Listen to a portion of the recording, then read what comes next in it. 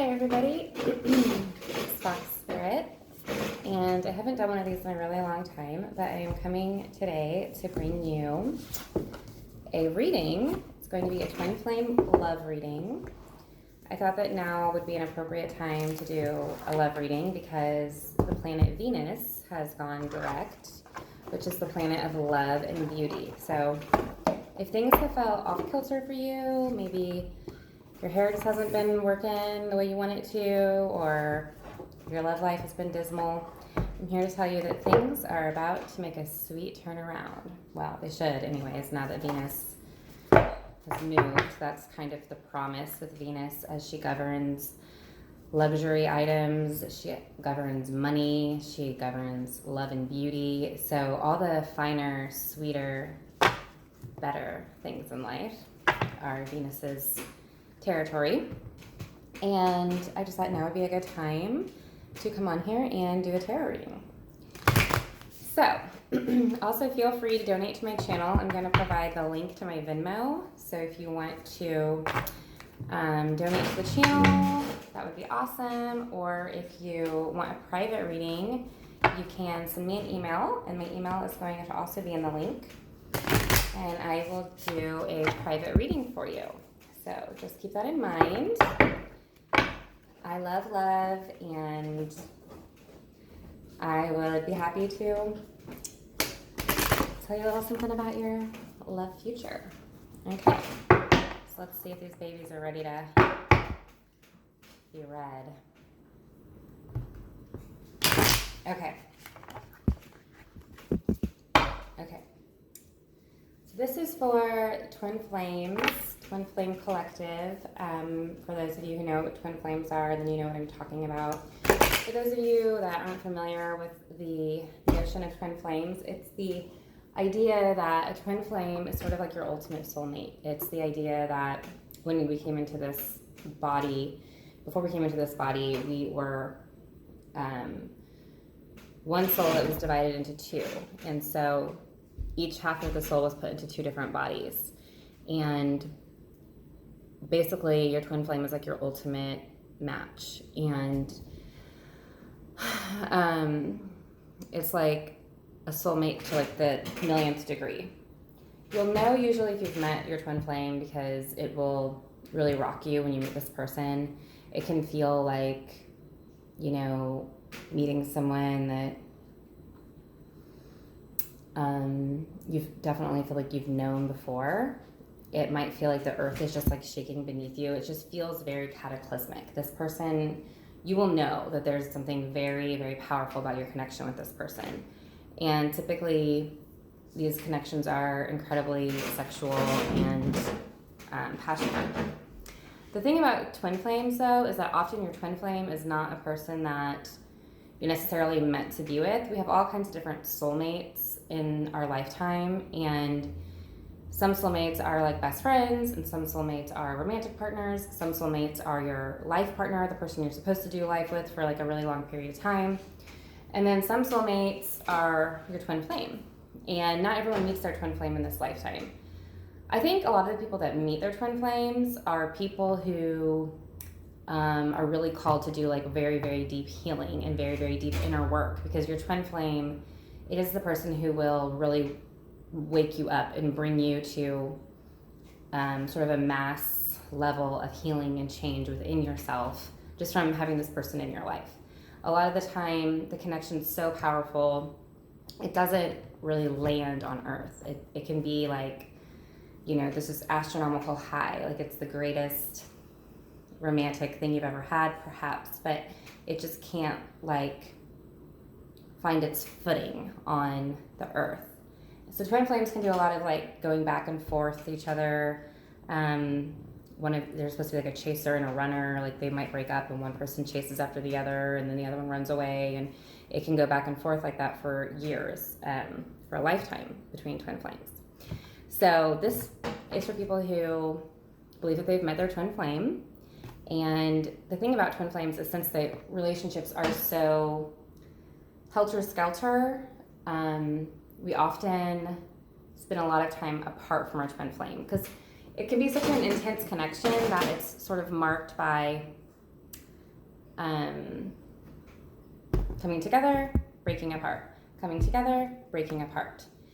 So there can be long periods of no communication and long periods of having no idea what they're doing. And so a lot of people who are in these connections can find themselves looking for guidance or answers because it hurts to have half of your soul out there wandering about and you can't connect with them. And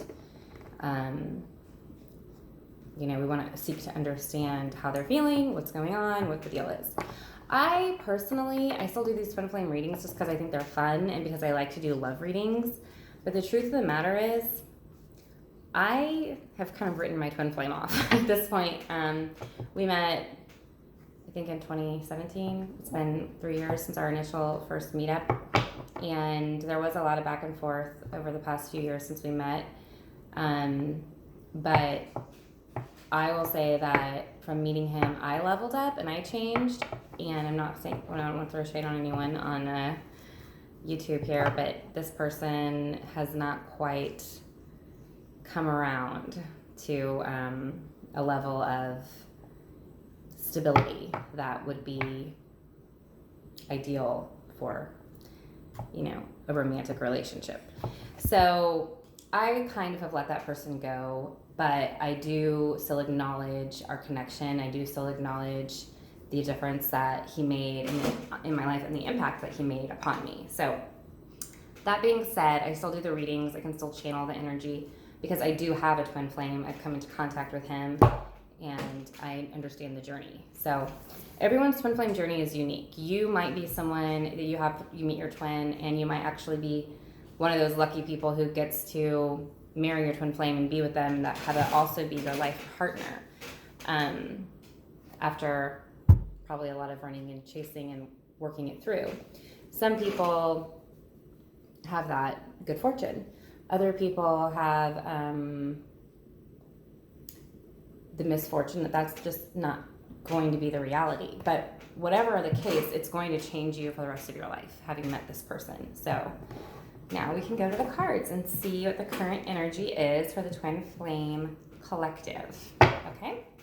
Let's read into them, shall we?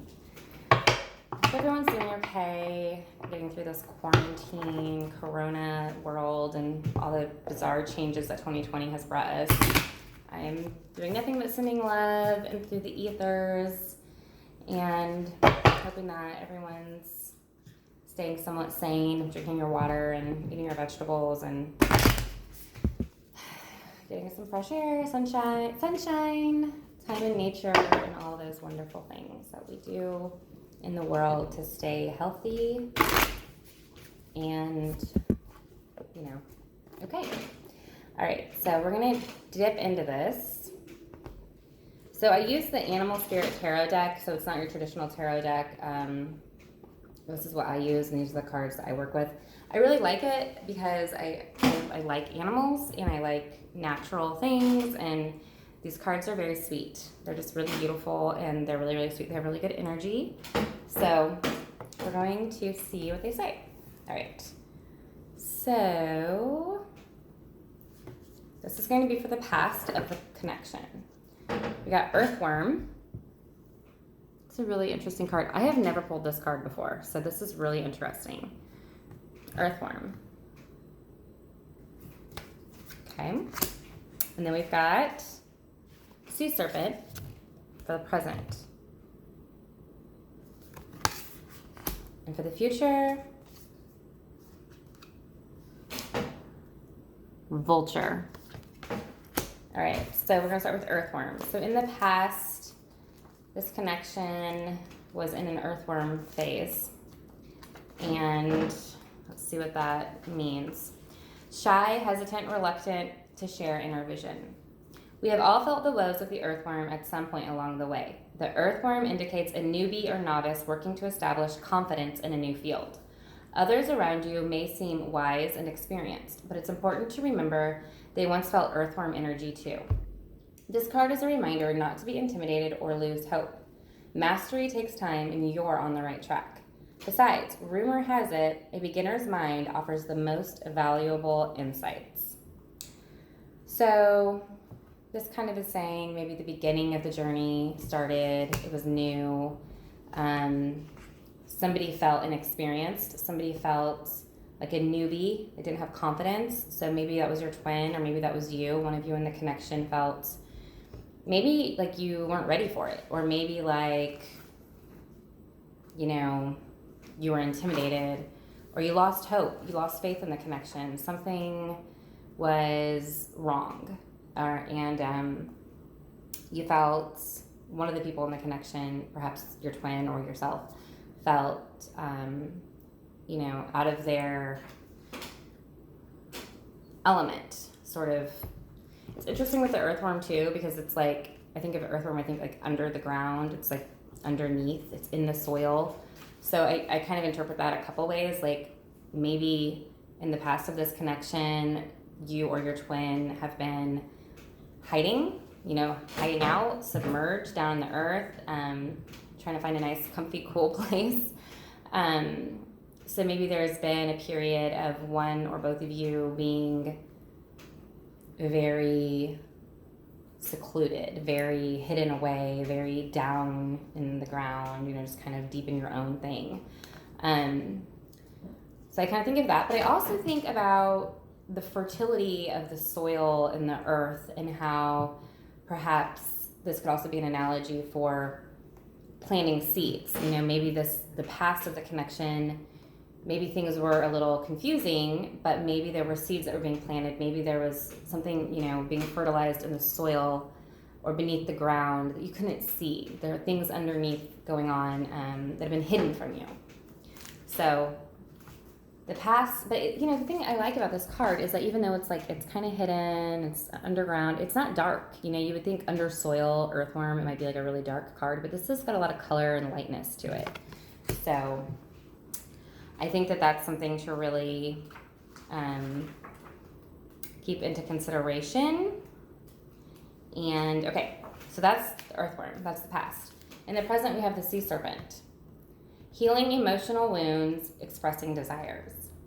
The sea serpent represents the energy of expression. Whether it's emotions, creativity, sensuality, or desire, the sea serpent helps us move and direct our energy into a healthy current. When the essence of this card is in balance, we express ourselves creatively and sexually without fear or shame. We know what we desire most. Our hearts are at ease and our relationships are meaningful and enduring. We loosen the grip of self-judgment and we let the cool waters of forgiveness in to heal our wounds. When the energy of the sea serpent is not yet activated, our emotions and creativity are left in the muddy waters. Here we go, muddy waters. The current of expression stagnates in some areas of our lives, and in other places it floods. It's important to remember, no matter what the waters of our emotional lives look like, the sea serpent loves us just the same. Like a mother, she wraps around us in a gesture of protection. She supports us as we learn to express our true natures. So this is about truth. This is about authenticity, expression. It sounds like some creativity. So, you know, if you or your partner has been down in the mud and the earth, we're coming to a time now where we're opening up. We're opening up and we're being expressive, and the sea serpent is here saying, you know, I'm dropping the cards. Okay. The sea serpent is here saying, I'm ready to speak. I want to express myself. I want to express myself sexually, creatively. So this is good. It's also about a card of healing and forgiveness. So whatever has been buried under the earth that we couldn't talk about, or we were hiding out, now we can come out and talk about it. We can heal. We can be open. We can bring some light to the situation. So that's good. That's happening now. But then we're moving into the vulture in the future. So that's got me a little bit like, okay, what kind of twist and turn is happening here? Okay, so this is guardian and purifier, essential for rebalance. The vulture is perhaps the most misunderstood creature of all. This intriguing bird balances our ecosystem and prevents the spread of disease. Well, we certainly need that right now. It does the dirty work that no one else wants to do and cleans up our messes. The vulture appears when there's a situation that needs to be purified or brought back into balance. Remember, the vulture is greatly undervalued.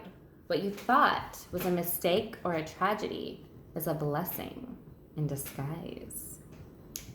Ooh. When in balance, it's clarifying and reveals wisdom. Out of balance, dramatic, aggressive. To bring into balance, clean your space and sage. All right, so I think this is like actually super cohesive and makes a lot of sense. We were kind of down here, you know, kind of shy, hiding out, maybe planting some seeds, burrowing in the earth. And then we were like, no, I need to express something. I need to express myself creatively, sexually. I need to say what I want. I need to say what I'm feeling. And then we had to bring balance into a situation that needed balancing. So it actually follows a very linear path. If we're talking about some things that have been hidden, they're coming out into the light to be expressed, to be dealt with, to bring healing and forgiveness. And then we have the vulture coming to say, I also want to rebalance the situation. Whatever you thought, you know, whatever maybe drove you down into the ground that felt like a tragedy or a mistake was actually a blessing in disguise. And I'm here to show you that and help you to pick up the pieces and start fresh. So as far as anyone's twin flame connection, I hope that maybe that resonates or that brings some clarity. I think it's really positive. And I also think with what I said before about Venus moving direct now, it should help things move. So whatever's felt stagnant in your love life should really start to pick up. And I think that this is just saying there's positive things ahead, to feel good, to feel excited about it. Whether that is your twin flame connection or just sometimes our twin flame connections, they help us heal ourselves and work on ourselves just to prepare us for something new or for whatever kind of soulmate we're supposed to meet next. A lot of the time they say that our twin flames come into our lives to prepare us for our ultimate soulmate, which is in this lifetime would technically be our life partner, because even if you have, you know, the most amazing connection with your twin, you can't maybe per se be with them. Well, what do we really want here on earth is to find someone that you can go through life with.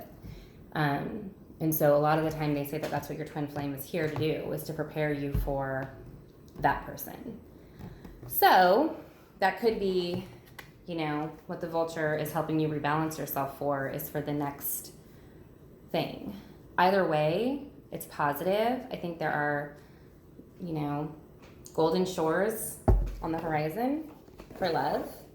And for people who are on a twin flame journey and who've been doing deep healing work, maybe went through something difficult, I think that things are going to pick up and life is going to be sweet again. So that's all I have for today. Cheerio.